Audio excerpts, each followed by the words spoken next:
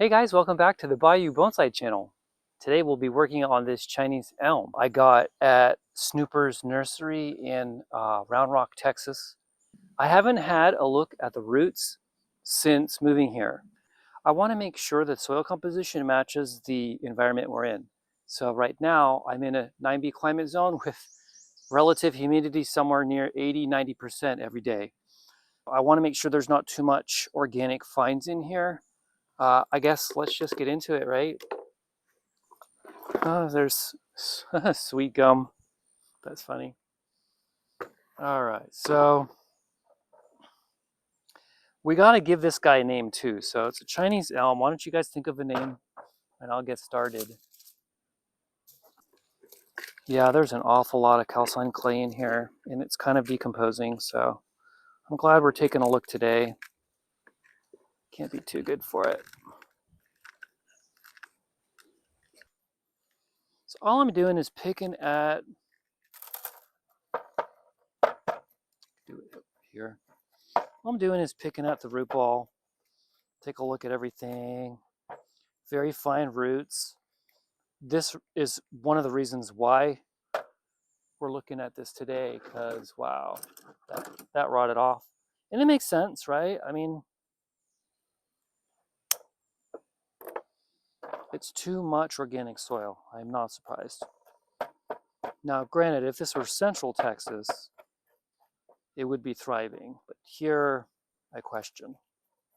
So I just want to get all this organic. It's broken down calcined clay is what this is for the most part, with a little bit of garden soil mixed in here. Wow, I really like what I see. Look at all of this root growth here. Very fine. Like, look at that. Like, wow. See if I can free it up, liberate it, and then move it into position over here. So I want it to grow in this direction.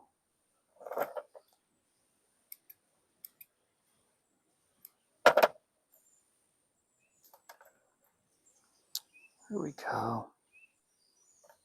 So we got two there. But if you look closer, they're kind of, both of them are cranked at a 90 right when they came out. So see how they come out and they go 90? I'm going to try and massage it a little bit. Now, I don't know how brittle these roots are going to be, but it's in a spot where it's in a condition where I don't want it if it's going to come to that. So I'm going to go ahead and stress it out a little bit. Pull all these roots through. And I'm going to grab a hold of it and just put a little pressure on it. And yeah, see, so the roots, I tore it a little bit, but that's okay. That should be fine. Now at least it's going to heal and be in a direction that I want. So then moving on to this root, this looks good. And then moving over to this root here, this looks great. Look at all of that.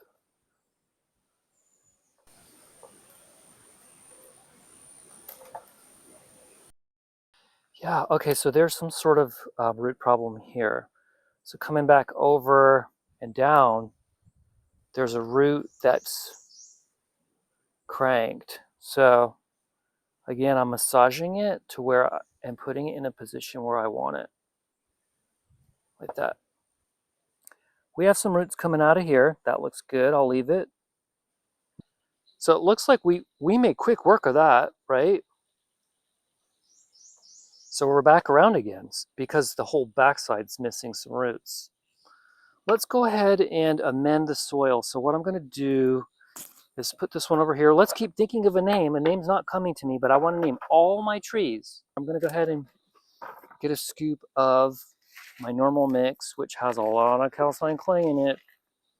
Okay, it's got too much in there. I'm going to go ahead and grab a set down here and get some pea pebbles going on in here to kind of reduce it down.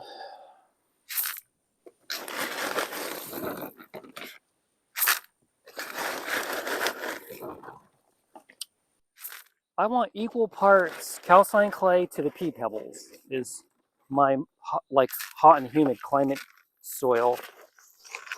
So all I'm doing is mixing it up now. Oop.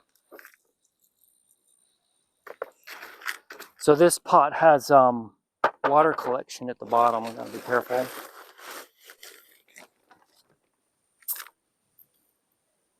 Found the other mesh.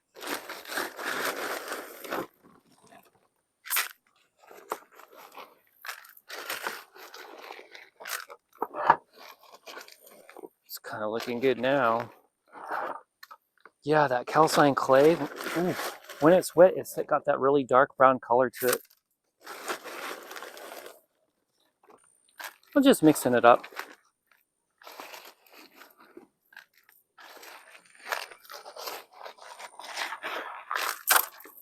Has a lot of organics in it. We don't need to add any organics in here, but there you go. That's what it should look like. So we're gonna go ahead and just get a reset going here. So put that back. This one off to the side. And get drainage mesh back in there. So I've got two meshes. I don't use wire on my trees for the most part. If I'm going to do sort of styling, I will.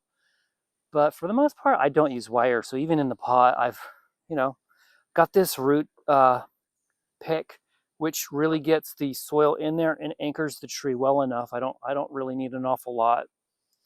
I have this root rake right here. I don't think I'm gonna root rake this right now because look at how fine those roots are. I mean, it doesn't need any sort of picking at all. I mean, it's just in its natural state. It's growing. I don't want to agitate it. It doesn't need any intervention other than what we've already done. Just look at that. Is that not beautiful? Wow, I'm very satisfied with the climate that I live in and the effect that it has on my bonsai trees. This place is perfect for growing bonsai.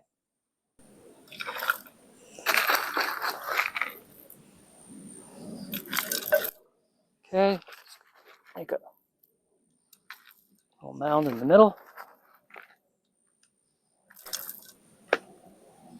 Go ahead and center this guy in the pot.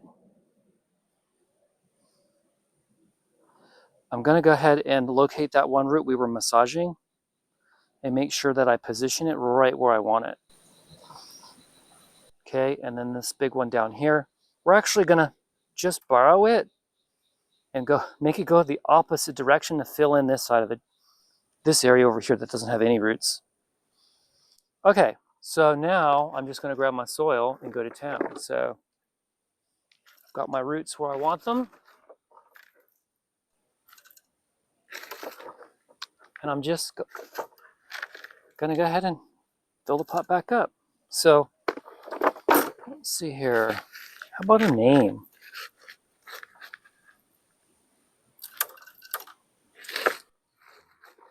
So a Chinese elm.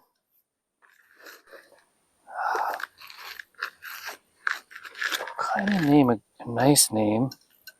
I mean, I was thinking like the whole Freddy Krueger thing, Nightmare on Elm Street, but I don't know. I mean, the roots are so proper and the tree is just so healthy. It's not like nightmarish or anything like that. So I'm not really going to go with that. Let's keep moving on. So what is a good name for a Chinese elm? What can we call this thing? I don't want to say guy or girl yet because I don't want to bias my decision, Let's just come up with a name. Come on, guys.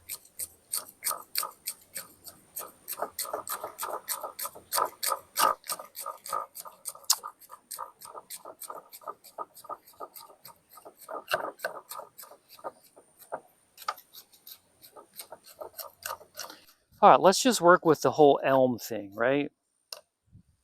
So what kind of word association can we do with elm? I'm gonna go ahead and get some more soil while we think. Huh. What?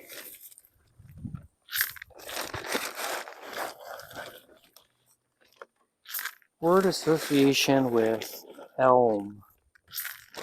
It's like Elm Street, Elm Park, Parker.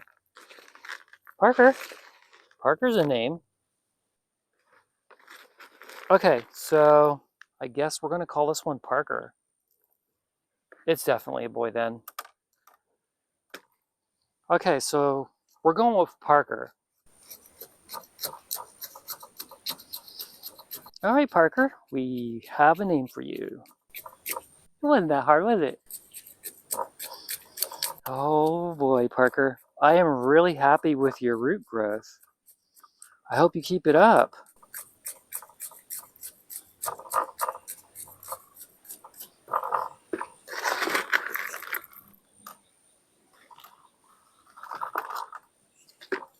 Get this side.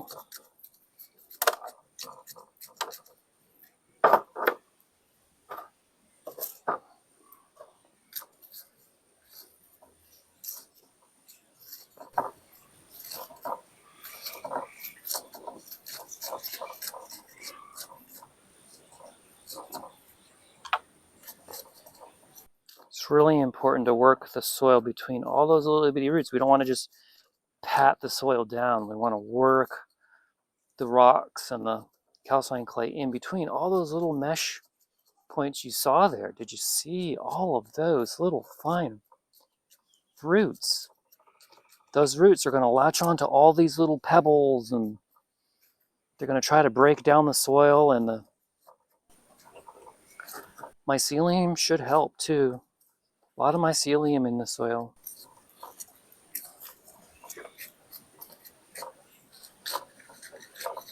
You could smell it. It smells like almost like garden soil. Like it has that earthy smell to it, but it is wet right now.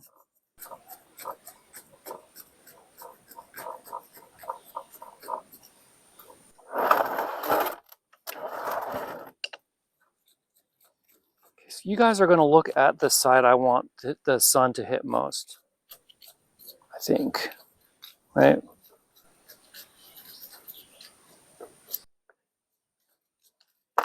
It's just now starting to perk up and really push out the growth that I like. So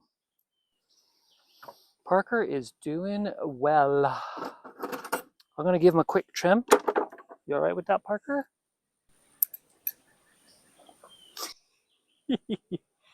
All right, so basically all I'm going to do is just bring it into like some level of compactness, right?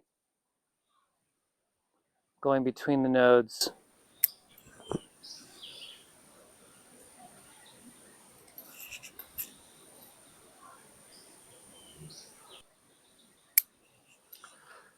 So with regard to these elms, what I did notice about their behavior is they do bifurcate quite easily, but getting them with the directional pruning can be quite difficult. Like look at all of the steps I took to get to where we're at here. I'm trying to establish pads, and honestly, it's been difficult for me.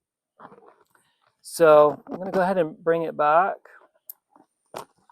But I mean, it's growing straight up. I might consider wire, right? Because then you can bring it in and really do things with it. But there you see, that's kind of like just clip and grow. You got like this little pad right here. With a little bit of work and a little bit of wire, I could make that happen. See that?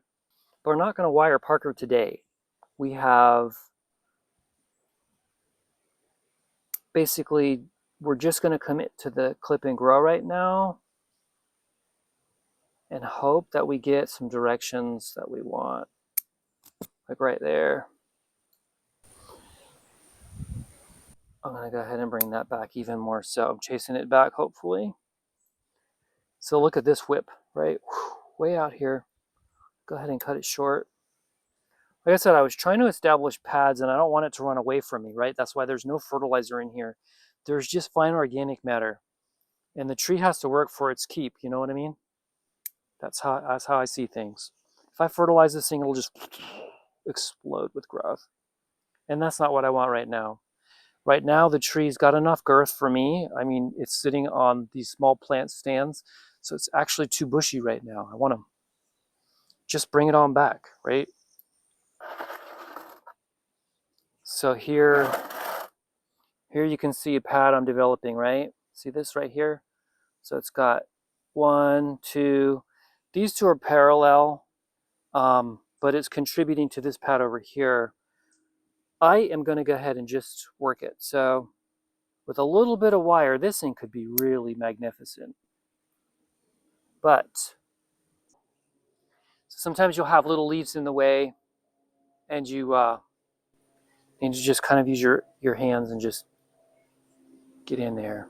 Like, look at this one. They kind of just grow willy-nilly, like all which way. So it comes over here, it flows straight up, right? I do see a bud at the base of the branch. I'm going to go ahead and just trim it and hope that we get some growth. So we have one here. It's growing back toward and straight up. That's fine. We'll just take it off. And then we're going to go ahead and get this one going this way.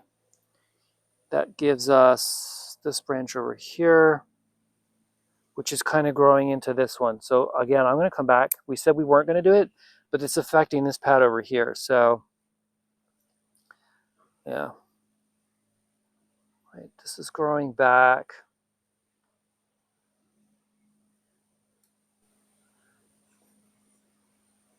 Okay, I'm noticing this whip is in my way. I'm going to go ahead and bring this back in. Just a little nibble right there, that's all. Bring that whip in there. And I'm using directional pruning where the leaves are pointed. That's where you would expect the next shoot to come out. So that's just how I keep doing it, branch by branch. That one should give us some more. Okay, right there. And then I want to do that one there. Wow, there's a lot of condensed growth here, right? So I guess I'll just clip that in there. One there. There. There. There we go. I'm going to work on this side a little bit. Bring that one's kind of growing straight up. Let me see if I can get it to come towards me. And then that's too big. Bring that in. There's a note at the end of that branch. I might leave that there. Ooh, yeah. Nice. Okay, there's a really long whip here. All right, so kind of see this canopy going on here. My goodness, pushy. Parker really likes to grow when he grows. That's still alive. I'm not gonna mess with that. I'm gonna go ahead and just look at this. Just look at the elm. So the Chinese elm. So look at this fine little branch. Look at the bifurcation, but the whips it put on, right? I've got no growth down here. None. All the growth is at the tips. See that? So I was trying to make a pad, but it didn't give me what I wanted. It gave me way out here. So I tell you what, I'm going to go ahead and just risk it and see what I get. And just put it right there and see what happens. See right here, you got no growth. I bet you it's just, yeah, see? Parker, he's making a lot of the choices for us, right? Let's just hope that the choices he makes give us a tree we can really appreciate in the future, right? So there's a lot of buds on this one. I'm going to go ahead. Here you go. Here's a really long whip right here. So it comes off this branch, and I'm going to like literally just right there. You get a nice pad right here. Wow, that's going to be nice when it's ready. I'm going to go ahead and see if I can chase this back a little bit. right? Because I have this now. And this is going straight up. I don't need it. Although I could wire it in the future. We're far away from wiring this one here. So past prune point, past prune point. And you can see like how the Chinese elm heals very slowly. So it was top chopped. I can still see heartwood in the center here. So until that heals, I'm just letting it grow. That's why you saw those long wisps, was because of that cut point. I'm trying to get it to heal. Over here, this one is going to become the apex, and then this one would just be a branch. What I like about the Chinese elm is its small leaves and its branching. It's always subdividing. It's always giving me new opportunities to do things with it, right? And I think that's totally awesome. I don't know of any other of my trees that do this for me. Gives me, if you're looking for a hobby tree that gives you options and for you to make decisions, then this is definitely one of the trees you need to acquire. Wow, it's just not picky at all. Yeah, Parker really, he just, if he has enough water, he grows. Okay, so I do see something down here. Our core structure's pretty well set with the flow. So it comes up, it goes around, twists around. Standard stock, was once wired, I bet you, at the nursery where I got it. I haven't wired it much, I don't think. But we'll see what's going to happen in the future. I do see here past cut point, and then we'll see. That does not look dead. I'm gonna let that be. But it's already shot out. So it already has new growth next to it. So I'm not gonna let that compete with it. It's just counterproductive. Okay, so here in the back, you've got this future pad here. Right? But you see, I'm gonna try to, it's parallel. These two are parallel. I'm really gonna try my best here. There you go. So you can see like just making pads with this thing without wires, very difficult. See? You really need wire. I would say like if you want, I'm just saying if you want to build like a really high quality tree, right? It's gonna need structure. You can't, clip and grow is awesome, but you can spend an entire lifetime clipping and growing. And like I said, if you want, you really need to guide the growth. And it's so easy. Like, look at that. Like, you could easily wrap that with really thin aluminum wire and make a pad. Like, look at that. Look at what you get, right? With a little bit of wire.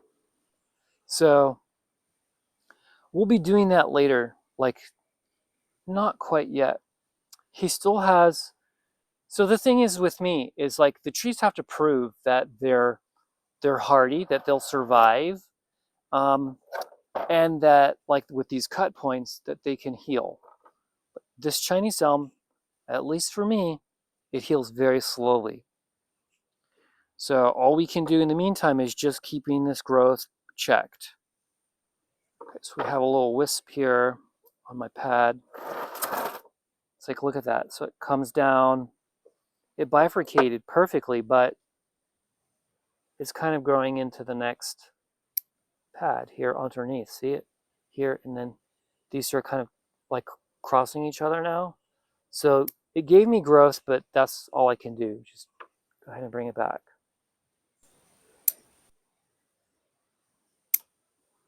So we got that bifurcation going on right there, see?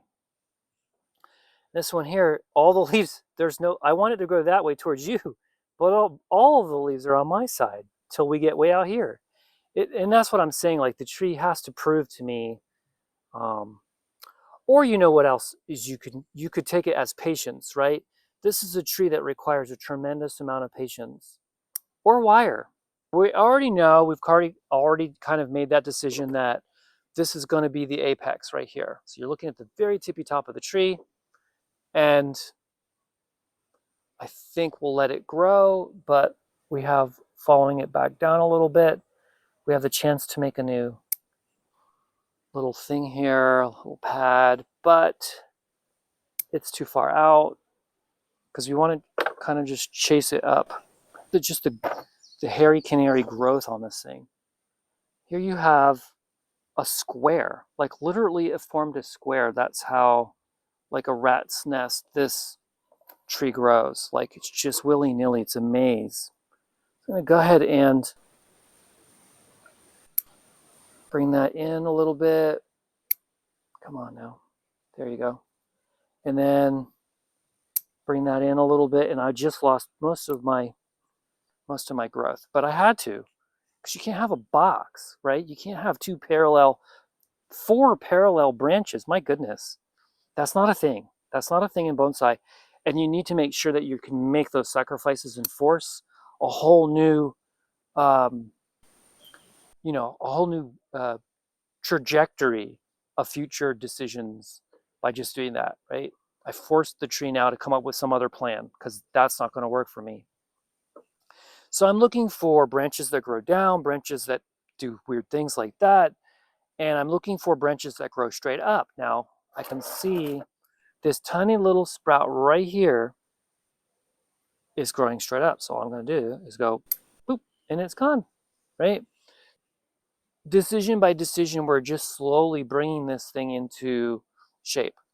So Parker, I really like the way that he's looking right now. I mean, I don't see an awful lot more we can do just yet, right? Again, we're still working on the secondary and tertiary branches here for something this small, right?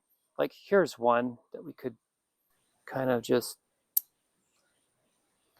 work at that and see what we get. Eventually Parker is going to get all wired up, but we're just not there yet. I'm not satisfied with the secondary and tertiary branching just yet. But we're getting there, right? It's starting to look like a little bit more than just a tree in the pot. You know, we get the right planting angle, we could really go to town, but we need more growth, right? We need more. So now I've put it in the pot where hopefully this area over here and this area over here can get some sunlight. But we'll see. Let's change it up and give him some more, like a different growing angle. They'll orientate the leaves a little differently. Wire is really the key here. So you have this branch over here, this branch, and then you have a double, right? I'm gonna go ahead and just take that off. And that makes it even more sparse. That's why I'm like, and then here's a previous cut point. All right, let me zoom in. All right, let's go in for a close-up. So this would be the front of the tree right now, tentative, right? Here's the right side. And here's the back. And this would be the left side.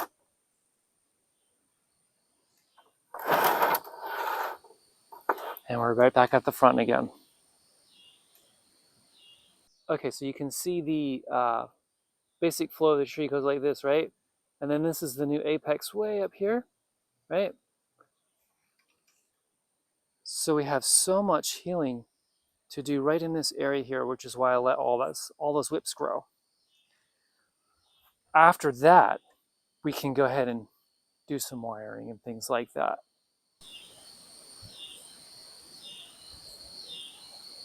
The Chinese Elm is a great tree for practicing clip and grow or wiring. I hope I've inspired you to get out there and grab a tree and get started on bonsai. Whether or not you're doing a Chinese Elm like this, I can vouch for it. You know, it's a good tree, offers me plenty of decisions, and it gives you that the ability to forge a new path if a decision that you made didn't pan out, right? You saw, I eventually had that one branch that grew into a box. So that's of no use. Just start over. And then next time you'll get something better. Yeah, it's that easy. If you're going to wire it, definitely get the wire on when the tree is young. when the branches are young. This way you don't risk splitting the branches. Once they harden off, they can get quite difficult to wire. Um, but just give it a lot of support and maybe even some wrap and you'll be fine. Or just use clip and grow. I mean, for the most part, Parker's been clip and grow. And look at all of this. So it's a little sparse right now, but you know, he just got a haircut. I keep mine pretty tight too. All right, guys. I guess that's it for this one. Again, my name's Andy, and this is Bayou Bonsai.